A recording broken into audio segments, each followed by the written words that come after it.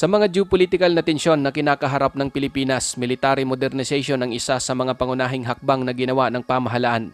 Halimbawa, ang patuloy na pagpapalakas ng Philippine Air Force sa pamamagitan ng pagbili ng mga eroplanong pandigma, partikular na ang squadron ng multi-role fighter aircraft.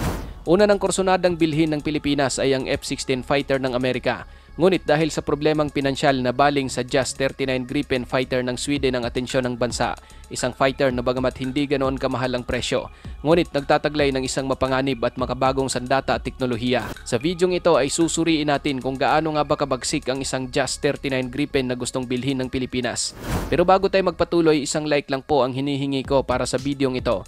Malaking bagay na po yan bilang suporta sa ating bawat ina-upload. Back to the video. Inihahanda na umano ng Pilipinas, mga kapatid, ang desisyon na tanggihan ang pagbili ng American-made na F-16 fighter.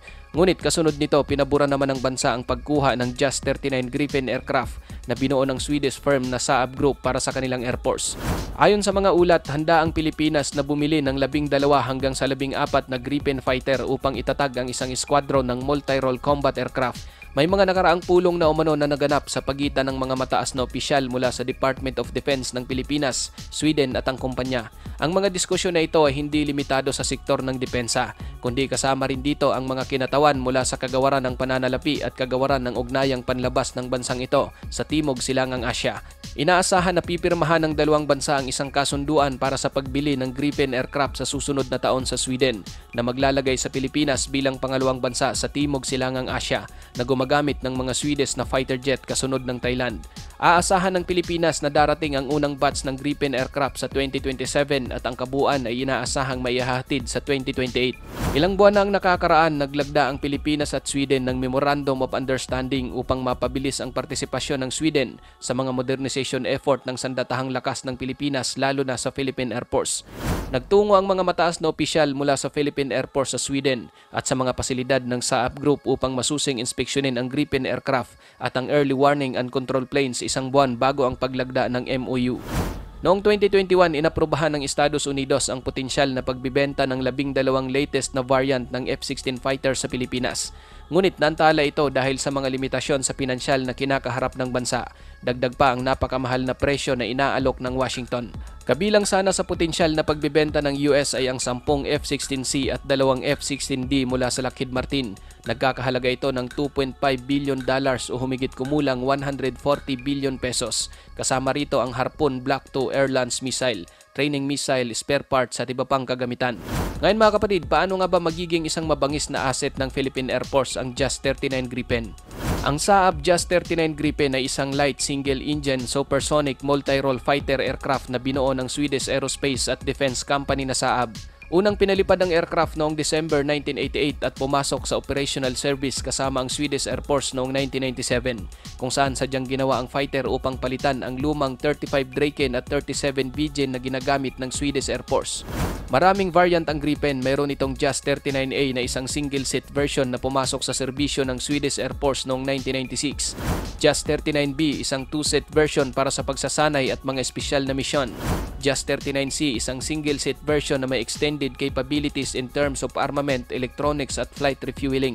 JAS-39D, isang two-seat version na may katulad ng mga pagbabago gaya ng sa JAS-39B. JAS-39E, isang single-seat production version na binuo mula sa Gripen NG program na nagkakahalaga ng $85 million bawat unit, at ang JAS-39F na isang two-seat version ng JAS-39E. Mayroon pang isang bagong bersyon ang Gripen mga kapatid, tinawag itong Gripen NG o Gripen Next Generation. Ang Gripen Next Generation ay mismong binuo rin ng Saab kung saan mayroon itong ilang kaakit-akit na mga feature, kabilang ang buong interoperability nito sa NATO, mataas na operational tempo, isang ganap na digital cockpit na may mga advanced na feature, network connectivity at may multi-frequency data link at isang modernong avionic mission system. Ang disenyo ng cockpit ng Gripen mga kapatid ay nakatuon sa hinaharap na nagtatampok ng wide area display na siyang nagpapadali sa proseso ng paggawa ng desisyon ng piloto at nagbibigay ng mahalagang tulong sa gitna ng isang komplikadong misyon.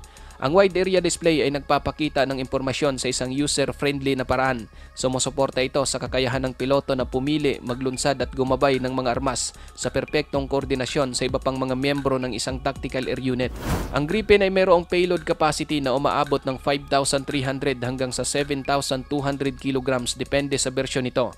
Mayroon itong 10 hardpoints na nagtataglay ng pinakamahusay na klase ng mga armas at pad mula sa buong mundo. Maaari itong magsagawa ng air-to-air, air-to-surface at reconnaissance mission at nakuha ng fighter na ito ang air supremacy sa pamamagitan ng tinataglay nitong iba't ibang uri ng mga bomba at missile. Kabilang ang Moser BK-27 revolver cannon na may 120 rounds at maaring mag-operate sa automatic radar-guided aiming mode. AIM-9 Sidewinder short-range air-to-air missile, Meteor missile AIM-120 AMRAAM, AGM-65 Maverick, KEPD 350 Air-Lance Cruise Missile, RBS-15F Long Range Fire and Forget Surface-to-Surface and Air-to-Surface Anti-Ship Missile. Pagdating sa mga bomba, tinataglay ng Gripen ang GBU-12 PBU-2 Laser Guided Bomb, Mark 82 Bomb, GBU-39 Small Diameter Bomb, kabilang din ang ALQ-TLS Electronic Countermeasures Pad at Digital Joint Reconnaissance Pad. Maliban sa mga malulupit at advanced technology ng mga armas ng Gripen, high-tech din ang mga sensor nito at radar na pwedeng makipagsabayan sa kahit anong fighter jet. Nilagyan din ng fighter ng forward-looking infrared sensor at Saab infrared search and track system. Kayang lumipad ng Gripen sa maximum speed na 2,470 km/h at ang combat radius naman nito ay nasa 800 km hanggang sa 3,200 km. Ang aircraft ay tumitimbang ng nasa 5,700 kg at maximum takeoff weight na nasa 14,000 kg. Ayon mismo sa Saab mga kapatid, ang JAS-39 Gripen ay isang game changer na sadyang idinisenyo upang talunin ang anumang kalaban. Taglay nito ang mga makabagong teknolohiya, latest na mga system, sensor, armas at pad upang matiyak ang kalamangan sa kalaban na naghahatid ng air superiority sa mga pinagtatalunang kapaligiran. Ang aircraft umano na ito ay may makapangyarihang makina, mahusay na range at kakayahang magdala ng kahangahangang kargamento kasama ang 10 hardpoint nito. Mayroon din itong bagong radar, infrared search and track system, highly advanced na electronic warfare at mga sistema ng komunikasyon.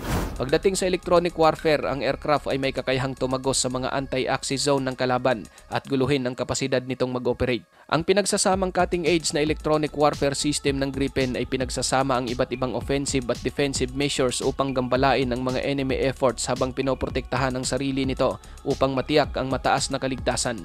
Gumagawa din ang aircraft ng real-time signal analysis at countermeasures management, pati na rin ang malawak na koleksyon ng signal ng electronic intelligence upang talunin ang sinumang kaaway. Ikaw kapatid, ano ang masasabi mo sa JAS-39 Gripen? Para sa iyong opinion, i-comment mo na yan sa ating comment section sa ibaba. At kung nagustuhan mo naman ang video ito, paiwan naman ako ng like at pasubscribe na rin sa ating munting channel. Maraming salamat sa panonood, hanggang sa susunod na naman nating upload.